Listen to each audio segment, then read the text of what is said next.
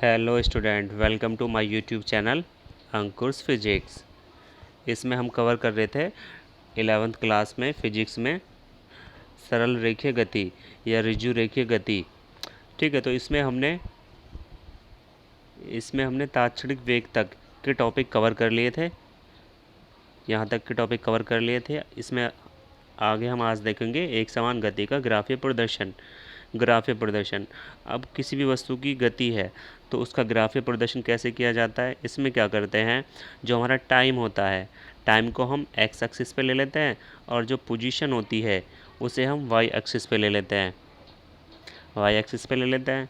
और इसके आधार पे जो ग्राफ होते हैं वो दो तरह के हो जाते हैं। एक विस्थापन समय ग्राफ होता है और दूसरा वेग समय ग्राफ होता है। अगर हम वाई एक्सिस पे विस्थापन को ले लें तो ये विस्थापन समय ग्राफ हो जाएगा, लेकिन अगर हम वेग को ले लें तो ये वेग समय ग्राफ हो जाएगा। ठीक है, चलिए आगे चलते हैं। देखिए मैंने लिखा है एक समान गति का ग्राफीय प्रदर्शन ग्राफ द्वारा ग्राफीय किन्हीं भी दो भौतिक राशियों के बीच के संबंध को दर्शाता है।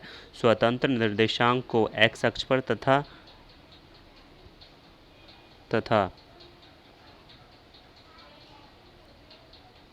तथा अर्पित निर्देशांक को y अक्ष पर अंकित किया जाता है। t एक स्वतंत्र निर्देशांक है, इसे x अक्ष पर अंकित करते हैं। यह मुख्य रूप से दो प्रकार के होते हैं, जैसे मैंने बताया था। इसमें सबसे पहले देखेंगे हम विस्थापन समय ग्राफ में क्या होगा, हम x अक्ष पे विस्थापन को लेंगे, y अक्ष पे हम विस्थापन को लेंगे और x अक्ष पे हम समय को लेंगे। ठीक है,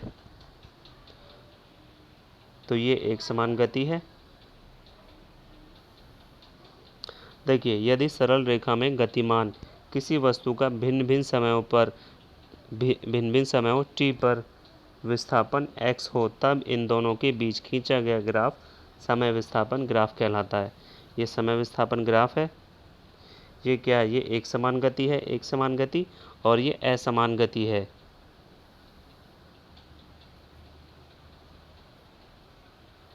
नेक्स्ट देखेंगे, नेक्स्ट में आता है वेग समय ग्राफ। तो वेग समय ग्राफ क्या है, एक्स अक्ष पे हम लेंगे t और y पे लेंगे वेग। तो ये वेग समय ग्राफ हो जाएगा।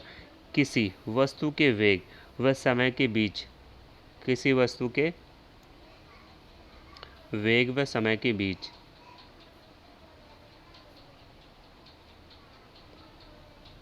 खींचा गया ग्राफ वेग समय ग्राफ कहलाता है। यह मुख्य रूप से किसी वस्तु के त्वरण को प्रदर्शित करता है।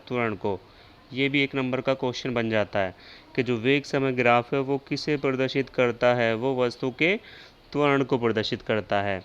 ठीक है, बात समझ आ गई होगी। आगे देखिए, यदि वेग नियत है तब वेग समय ग्राफ समय के अक्ष के समांतर एक सीधी रेखा होगी। यदि वेग नियत है, देखिए जैसा यहाँ पे है, तो वेग क्या है, नियत है, और ये क्या है, समय अक्ष के समांतर। ये समय अक्ष के समांतर खींची गई एक रेखा, ये हमारा समय अक्ष है, तो ये इसके समांतर खींची गई एक रेखा है। लेकिन समय लगातार बढ़ता जाता है, क्योंकि भाई समय थोड़ी रुकता है, समय तो बढ़ता ही जाएगा, तो इसलिए ये एक समांतर रेखा आ जाती है। चलिए आगे चलता है। इसके बाद आता है इसमें त्वरण की बात हुई थी, तो त्वरण देख लेते हैं। त्वरण क्या होता है, वेग परिवर्तन की समय दर। ये आपके सामने वेग है और इसके बटे में समय आ रहा है, तो वेग परिवर्तन की जो समय दर होती है उसे हम त्वरण कह देते हैं।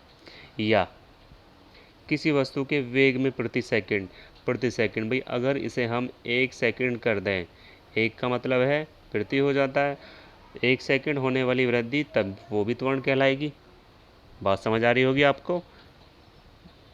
फॉर्मूला देखिए इसका, त्वरण बराबर वेग बटे समय हो जाता है।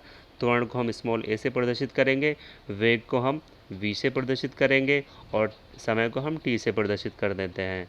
ये क्या है, ये इसका मात्रक हो जाता है मीटर प्रति सेकंड स्क्वायर। अब आप कहोगे सर मीटर प्रति सेकंड स्क्वायर कैसे हो गया, क्योंकि हमने वेग का मात्रक देखा था, वेग का मात्रक था मीटर प्रति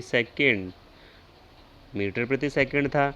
अब अगर यहाँ हम सेकंड से और गुणा कर दें, भाई अपॉन में सेकंड आ रहा है यानी कि टाइम आ रहा है, तो ये इसका स्क्वायर हो जाएगा, तो यहाँ से मिलेगा हमें मीटर पर सेकंड स्क्वायर। ठीक है, बात समझ आ गई होगी। इसके बाद जो हमारा त्वरण होता है वो भी 3 प्रकार का हो जाता है। देखिए, ये भी 3 प्रकार का होगा, एक समान त्वरण, असमान त्वरण और तात्क्षणिक त्वरण। ठीक है बेटा, यहाँ तक किसी की कोई दिक्कत हो तो बता सकते हैं कमेंट करके। इसके बाद आती हैं गति की समीकरणें। गति की समीकरणें, तो गति की समीकरणें 3 हो जाती हैं, जो प्रारंभिक वेग, अंतिम वेग, त्वरण, समय और दूरी के बीच में संबंध बताती हैं। इसके लिए आपको अगला वीडियो देखना होगा, तो अगले वीडियो पे चलता है।